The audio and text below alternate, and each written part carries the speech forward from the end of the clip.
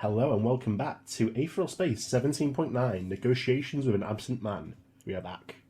Hello, crawlers. Now we're back. Shall we just jump straight into it? Oh, I forgot you don't read Dungeon Crawler, Carl. You assume everyone watching this does? Now they do. I've been getting more people to read it. I was very pleased. I don't know if Hello, you've seen that jesters. art. Hello, jesters. Oh, you don't read Infinite Jest? You don't keep up with it? It's a fandom. Yeah. Hello, jesters. That's pretty good. Alright. Are you ready? Yeah. Hang on, my nose is a little stuffy. Where's my nose spray? Where's my nose candle? How the hell should I know? What a useless question to ask. Why are you so mean? Yeah, I know where your nose spray is. I'm on another fucking country, dude. I'm just being a dickhead. Dude, you're a big freaking bully, and I'm not a fucking bully. Pushes you. I can't find my nose spray. All is lost. What if a bully pushed you so much you started clipping into the wall and glitching out? You're like, stop it, and you just go. That literally happens in Bug Ego. You should read that.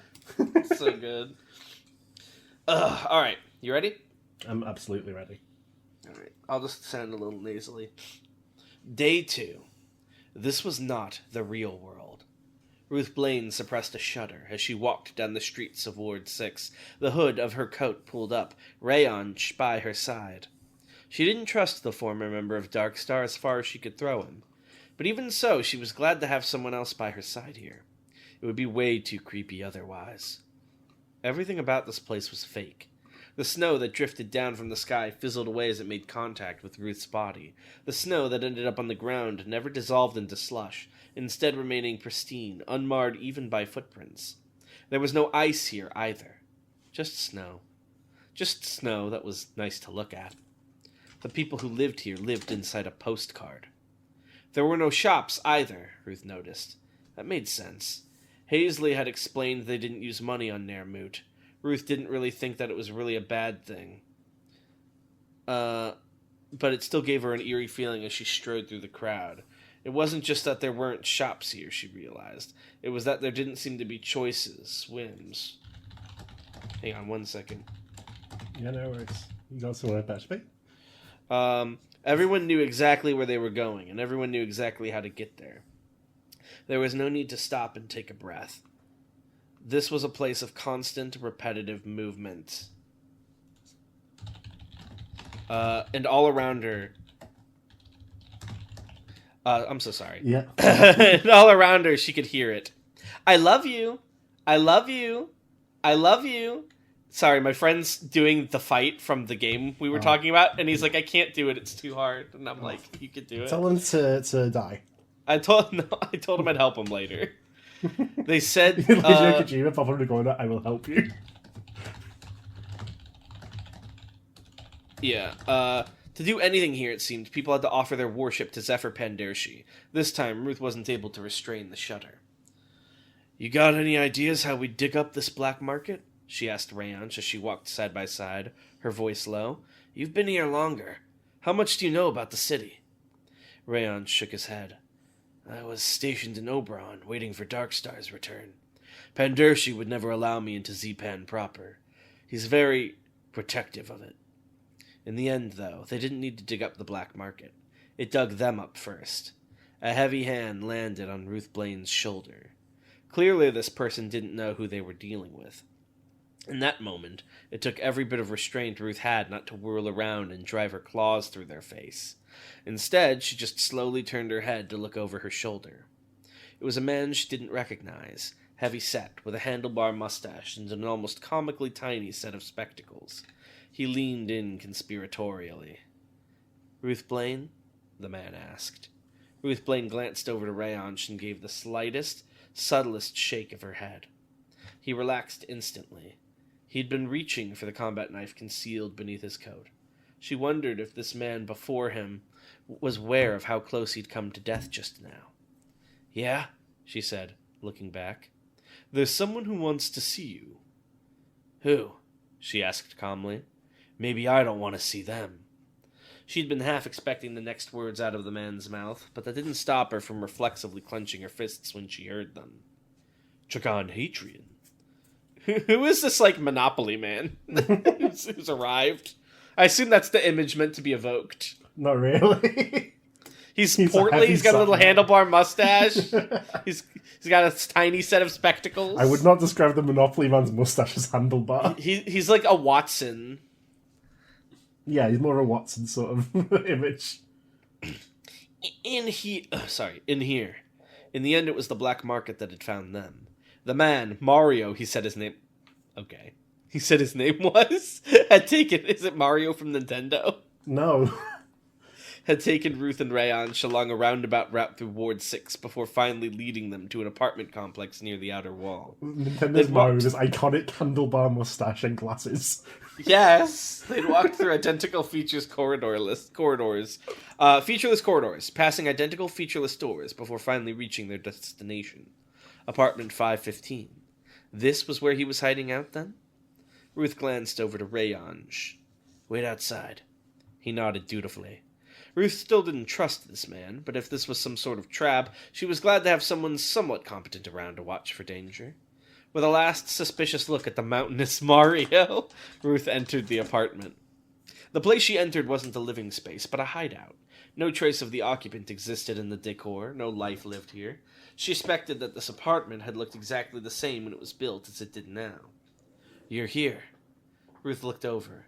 The red shape near the window had been so still she thought it was a coat over a chair or something. But no, he had been keeping watch over the streets below with absolute focus. No doubt he'd seen their group arrive. The man turned to look at her. His face was covered in bandages, and his voice was more of a dried-out rasp, but that silver hair. No mistake. This was what she'd come looking for. Another fake dragon. Ruth Blaine, he murmured, almost in awe. You know, for a little while, I was wondering if you were real. What do you mean? Ruth asked calmly. The fake dragon snorted. A lot of things that happened to me didn't really happen. I wasn't sure if meeting you and the rest of the crew was something that occurred in reality or not. It's hard to tell, yeah? Oh, Ruth mumbled, nodding. Yeah, I guess that makes sense. I'm real, though. Well, obviously. You're here talking to me. It was funny. This version of Dragon didn't even have his face, and yet he felt so much more familiar than Worm. This one, she assumed, wasn't nearly as far away from her. Elysian Fields? He asked quietly. Was that real? She nodded, and he nodded back. Good to know, he murmured thoughtfully, before waving a hand at a wooden chair in the middle of the room. Take a seat. Are you interrogating me? Ruth asked, even as she sat down as instructed.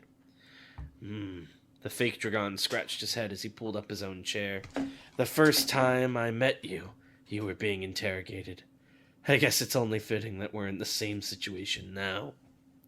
Ruth narrowed her eyes. Oh, she recognized this. Like hell was she about to let the sky take control over this entire situation. What do I call you? She asked, cutting off his first question before it could even begin. Dragon Hadrian, he frowned. No. Ruth wasn't even about to entertain that. Whatever this permutation ritual had done, the things it had produced were not Dragon Hadrian. They were fakes sculpted from flesh and blood and false memories. She'd come here to get the genuine article. She wasn't about to get distracted by anything else. The fake dragon sighed at her response, but, to be honest, it almost sounded like he'd expected it. People in Regiment Red call me the Captain, he said. I guess you can call me that, too. Ruth nodded. Okay. You're with Regiment Red? The captain nodded.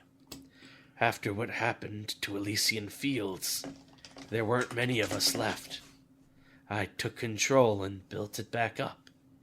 What happened to Elysian Fields? Not on? Oh, did he blow up the bomb in this one? What do you mean? Ruth asked. What happened to Elysian Fields? The captain snorted. From the sounds of it, things went a lot better for you, yeah? Well, it was a disaster for us.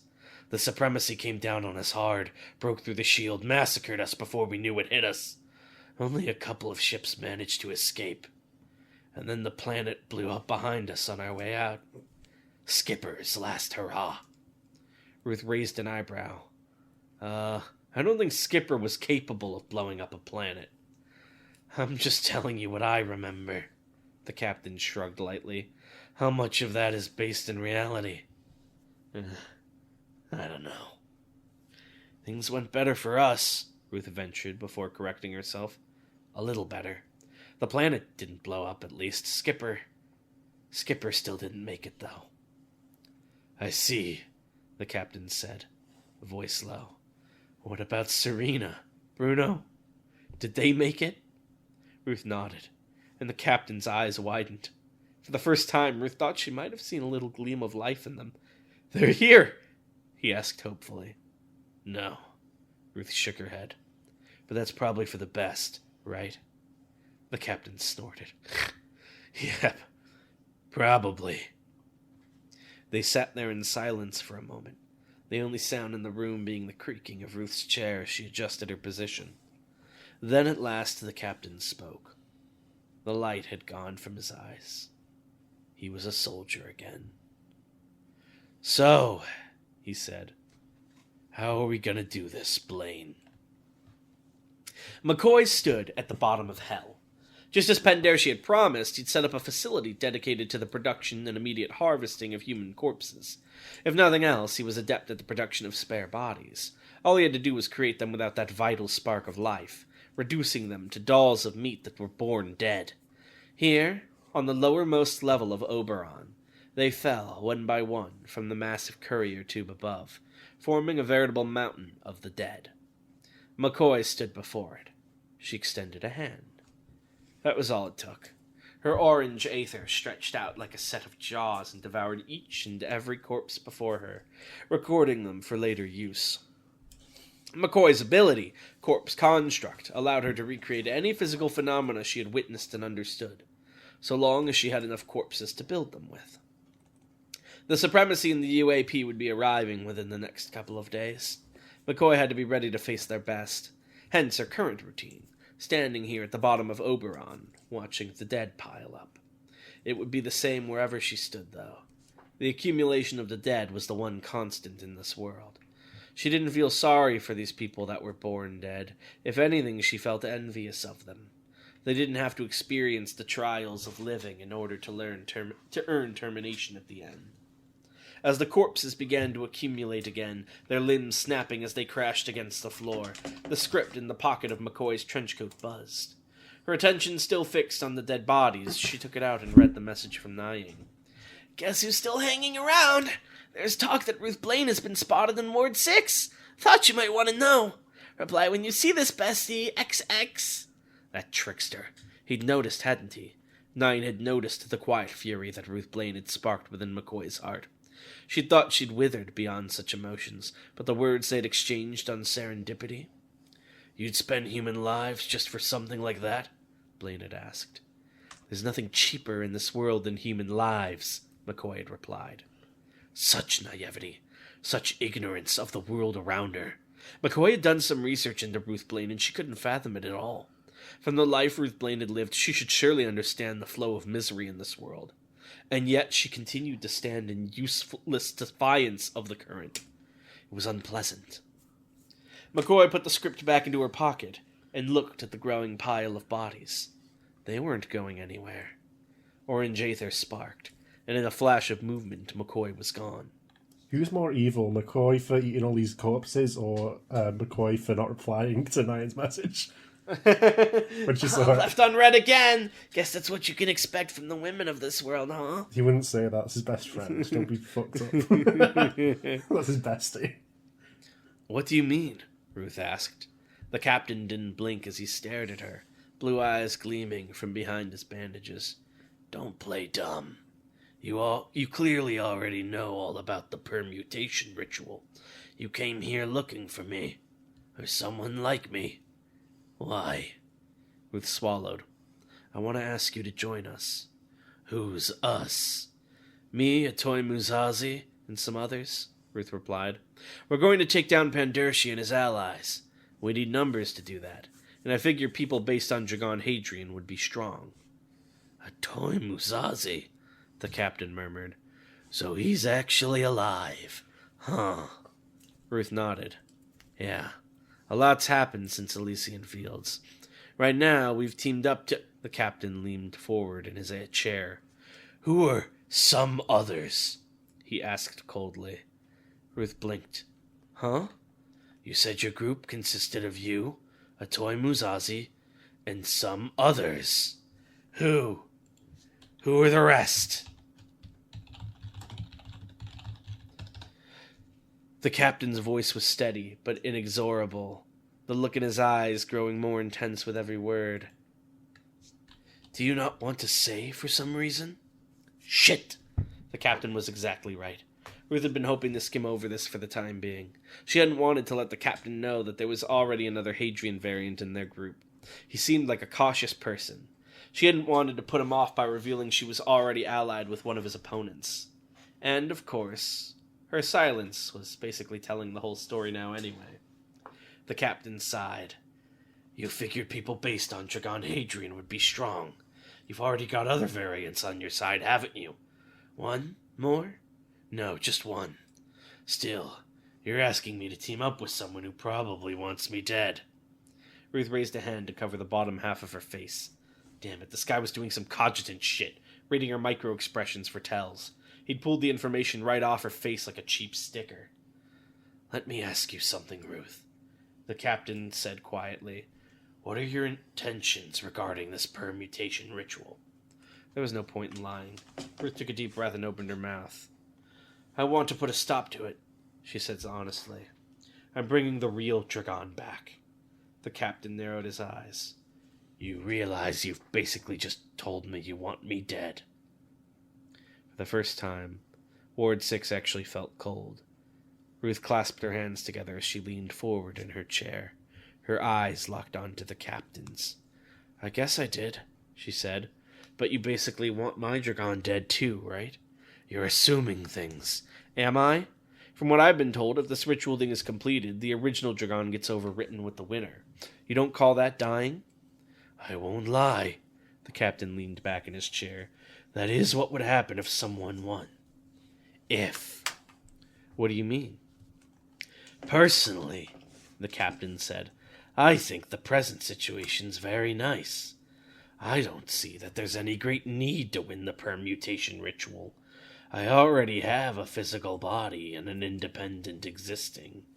What does fully replacing the original get me, apart from bragging rights? So what is it you want? I think it's sort of compatible with what you want, yeah? The captain continued. I want to secure permutation and keep this ritual going in perpetuity. That way nobody has to die, and we Hadrians can make use of our new numbers. There's a supremacy that needs bringing down after all. The original fucked it up, but I think as a team we could do some damage. He said something so insane so naturally. Just like the real Dragon. Just like, and Ruth hated to make the comparison, Skipper. Even the way he talked was kind of similar. And what happens to the original in your little scenario? She asked, readying herself. He's not dead, but if this ritual keeps going, he's not really alive either, is he? Slowly, the captain closed his eyes. I seemed closed. Clearly, he too had realized what the next few seconds would hold. Comatose is better than buried, isn't it? He said. There was no need for him to keep explaining. Was Dragon really comatose during it? Well, he's absent. He's not dead, but he's not right, but around. Isn't that because he's in a cube? Would he be comatose if he was freed from the cube? He would just be, like, incorporated into the sword right now. Ah. So, no matter what, the original's never intended to stick around. If the ritual goes ahead as planned, that's... No. So you don't even get a chance to see if your OG self's the strongest? No, activating it is on the assumption that you've decided your OG self is insufficient. Both of them knew there was no way Ruth would accept that state of living death for the one she hoped to save. The negotiation had reached its inevitable conclusion. That's a shame, because I was kind of thinking along his lines. I assumed Dragon was just trapped because of the cube. I was like, oh, maybe we could have a bunch of Dragons. Peaceful world. Blue Aether sparked, red Aether surged, and for the second time in a week, Ruth Blaine and Dragon Hadrian clashed. Ooh. So, we got Aether questions? Sure. see. What was Horatio's Aether Core? Obviously, I remember who Horatio is. Do you? No. No clue. Let me try and remember. I hope this wasn't an important character. Oh, Horatio the bird, King's bird. It would be some bird emotion that I cannot comprehend.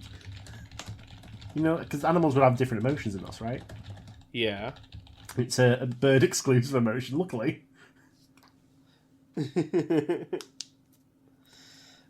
What else we got? Here, I'll move over to questions too. Yeah, get out of your fucking DMs. Sorry, you have to understand, my friend just got to the end of 100 line and is realizing the expanse of what's ahead of him. It's a beautiful moment, okay? It's hard to look away. Aetheral Space, where's our questions? I'm looking the wrong thing. Aetheral Space. There we go. Horatio. Okay. Weiser asks, how did the Shepherdess know it was Ruth who killed Avaman? Was some of the UAP propaganda about it? Well, yeah, she also would have access to like the battle reports, like when they went over the thing afterwards and found any evidence of what exactly occurred. She could just like pop in and be like, "Oh, so that's how it is." Mm-hmm. And she was also there on Legion Right. Fields. So we know she was there in some capacity, lurking around doing shit. Yeah, spying on peeps. Next question we have: how long has Fei Long been Nebula 1, and was he famous before that? Around 10 years being Nebula 1, but before that he would have been like Nebula 2 or Nebula 3. So, and he was before being Nebula, he was also a big figure just back home as like the guy.